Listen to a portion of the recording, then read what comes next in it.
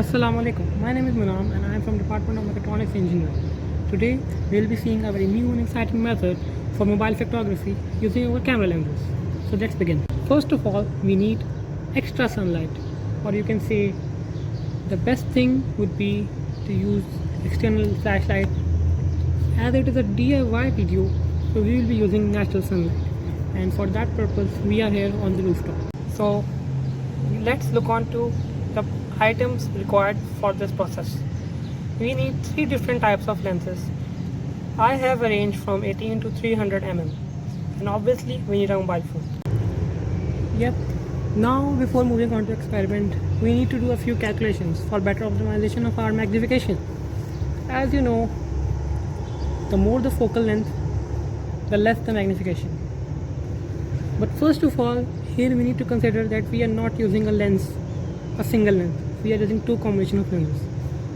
So for that purpose, we need to add up those focal lengths. And what's the formula? It's 1 over f is equal to 1 over f1 plus 1 over f2. And what's the formula for magnification? It's m is equal to 25 by f. So this shows that the more the focal length, the less the magnification.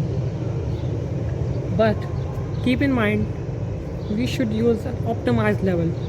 We should not go for more and more magnification, which will result in a very bad experience. So looking onto the calculations, we have the formula to add 2 lenses and the magnification formula. First, we consider the case that f1 is 135 mm and f2 is 50 mm.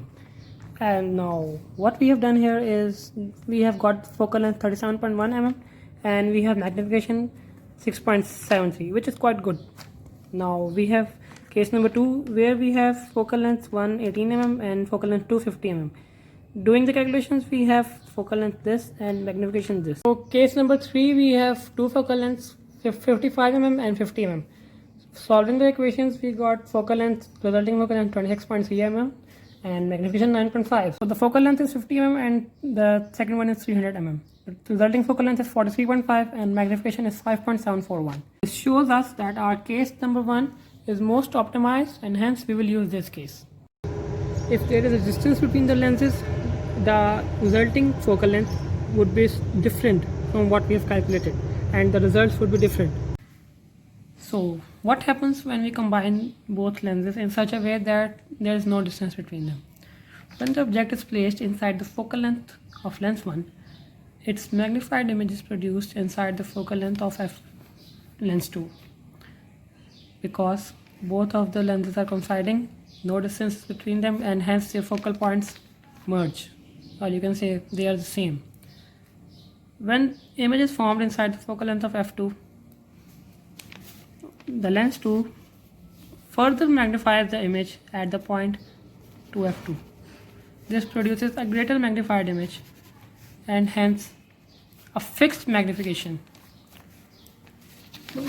So let's begin with the experiment by placing the lenses closest to each other like this, and as you can see, the distance between them is minimal. So here you can see I have used the wood as a test piece and the results are quite good.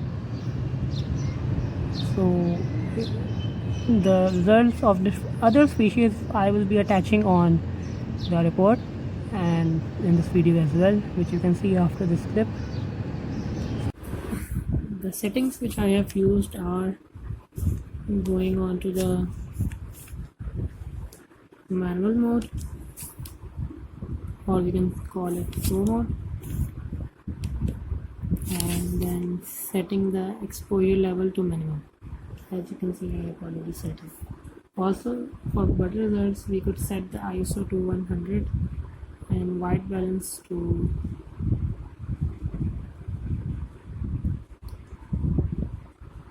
it's further between 7500 to 10,000K, in between these. So this would produce better results.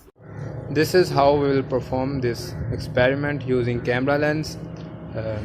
The results of fractographs of different materials are attached in further length of this video. My name is Farhad Asgar. My group mate is Manam Rehan. Thanks for watching this video.